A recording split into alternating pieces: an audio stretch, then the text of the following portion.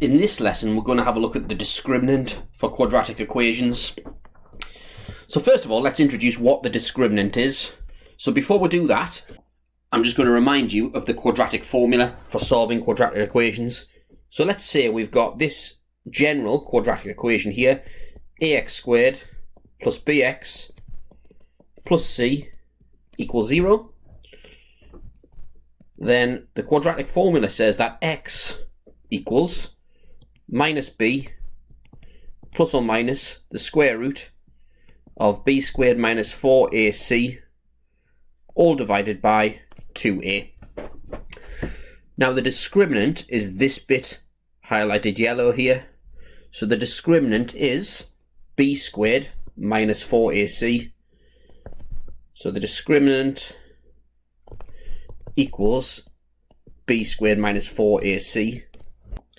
Now this bit under the square root sign, the discriminant, this is an important quantity because it tells us information about how many roots a quadratic has. And there's 3 different cases that we're going to explore now. So case 1, b squared minus 4ac is less than 0. So let's have a look back at this quadratic formula here. If b squared minus 4ac, the discriminant, the bit under the square root, is less than 0, then this is going to end up with us trying to find the square root of a negative number. And we can't do that. So the whole thing's going to break. The calculator is going to give us an error. For example, if I just go to this here, so minus 4 plus the square root of minus 3 over 2, say, finding the square root of that negative number will give us a maths error. Rooting a negative number does not have a real answer. So case 1, and this is something you've got to remember, when b squared minus 4ac is less than 0, the quadratic has no real roots. Okay, case 2, let's have a look at b squared minus 4ac equals 0. So imagine here that 0 was under the square root sign. If 0 is under the square root sign, our 2 answers to the quadratic equation are going to be obtained by adding root of 0, i.e. adding nothing, and taking away root of 0, taking away nothing. So in this case, both roots are going to be exactly the same. So just to be 100% clear, it's going to be minus b plus or minus root of 0 over 2a. Adding 0 and taking away 0 does absolutely nothing to it. Therefore, both roots that we get are going to be the same.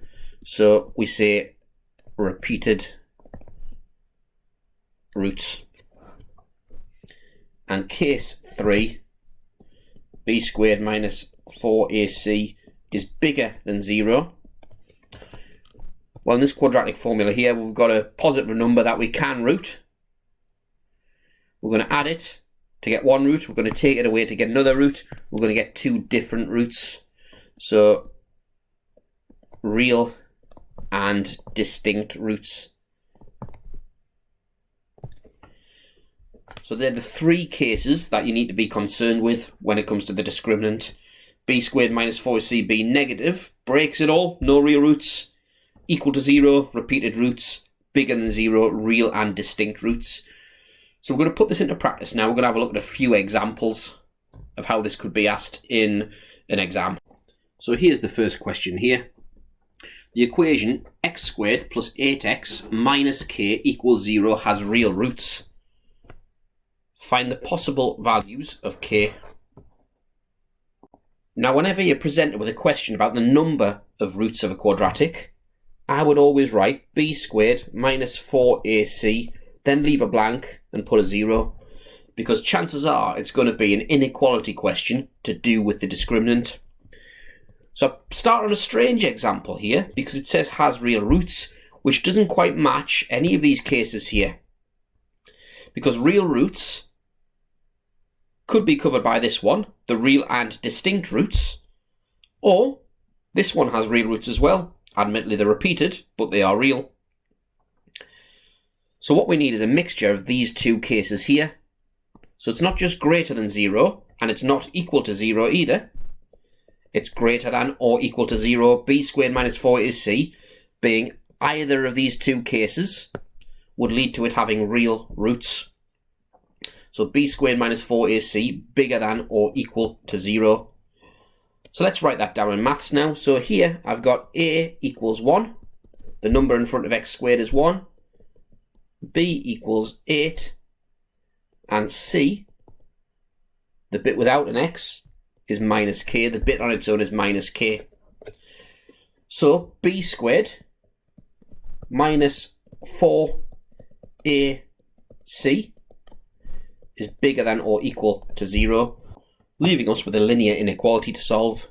So 64, and the double minus makes a plus, plus 4k is greater than or equal to 0, which means that 4k is greater than or equal to minus 64, and divide by 4, which means that k is bigger than or equal to minus 16 is the answer to that. Now let's have a look on Desmos at that original equation, y equals x squared plus 8x minus k. And we're going to vary the value of k to interpret the answer that we just got. So currently k equals minus 13. So we deduced here that the equation would have real roots if k was bigger than or equal to minus 16. So let's have a look now and see what happens. So k is currently minus 13.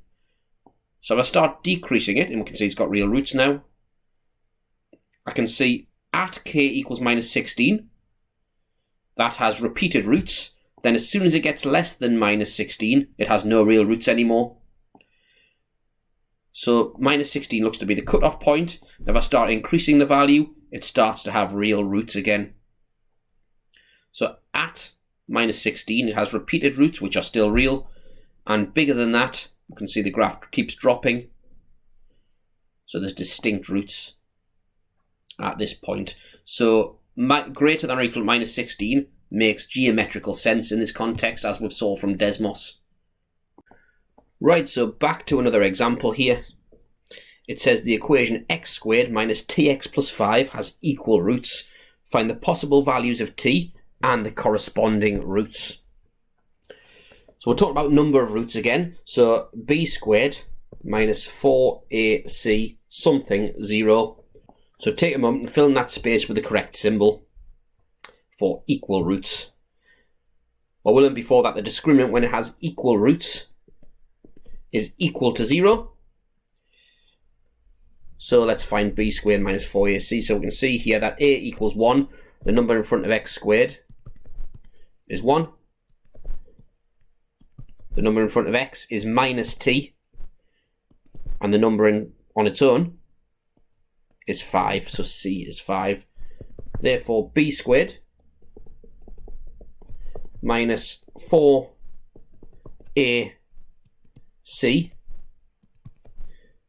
is equal to 0. And we've got an equation to solve for t now, which means that t squared minus 20 equals 0, which means that t equals, or rather t squared equals 20. Therefore t equals plus or minus root 20, which is plus or minus. So it's also said find the corresponding roots. So there's two cases here. The first case is when t equals 2 root 5, and we've got the equation x squared minus 2 root 5x plus 5 equals 0. And it's fair game to use our calculator here because it doesn't say show full working or show detailed reasoning. Now we're expecting this equation to have repeated roots if we're right. So we've got 1x squared minus 2 root 5x plus 5 equals. So root 5 is one of the answers, which means that x equals root 5. Press equals again, and we can see there's no more solutions now. We're on to the minimum value. Therefore, we must have had a repeated root, so we know we're right. The other case is when t equals minus 2 root 5, which means that x squared double minus 2 root 5x plus 5 equals 0. And again, if we're right, this should have repeated roots as well. So 1x squared 2 root 5x plus 5 equals 0. And we can see that x equals minus root 5 is a root. Press equals again, and we can see we're on to the minimum value of it now. We've got all the roots. It must have been a repeated root. Therefore, all is good. So we found the values of t that gave the equal roots, the repeated roots, and then we found the roots for that particular value of t.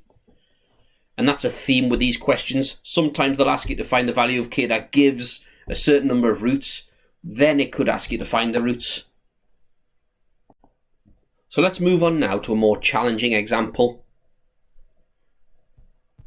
Might as well start on a new page. Don't know why that matters, to be fair.